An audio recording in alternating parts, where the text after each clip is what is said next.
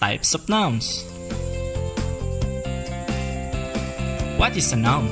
It is a name of a person, place, thing, animal, event, quality, or idea. There are 7 types of noun: proper nouns, common nouns, mass nouns, count nouns, collective nouns, concrete nouns, abstract nouns. Proper noun names a particular person, a place, object, thing, idea, and event.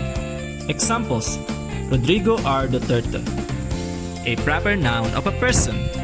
Manila, it is a proper noun of a place.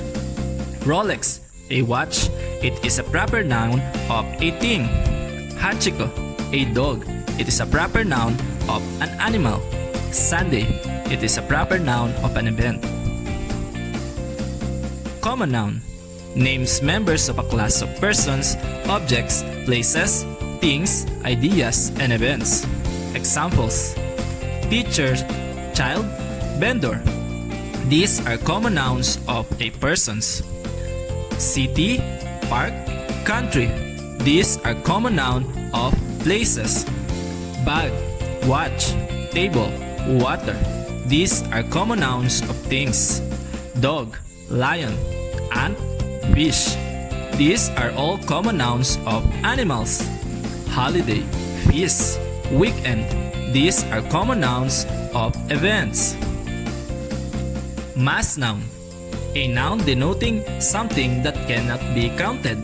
Examples: sugar, water, milk, hair, sand. Count noun, a noun denoting something that can be counted. Examples: pencil, book, marble, plate, finger.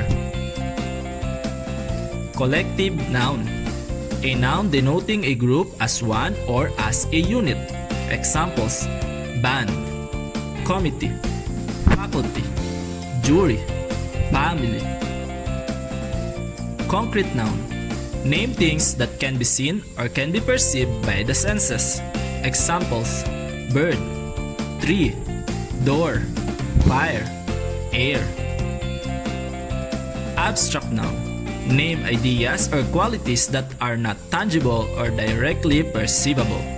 Examples: love, envy, loyalty, anger, cooperation.